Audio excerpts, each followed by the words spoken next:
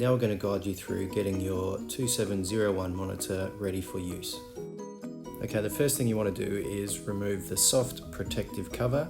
This will allow you to access the battery compartment. Now if you flip your monitor over, you'll see a small Phillips head screw here. Just use your Phillips head screwdriver to undo this screw.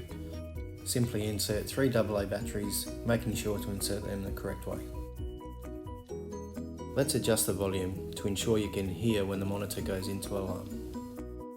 Ensure the delay control is set to 0. Now close the battery cover and ensure that the screw is tightened with your Phillips head screwdriver.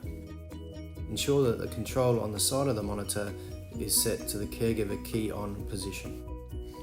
Let's connect a Cura1 pad or mat.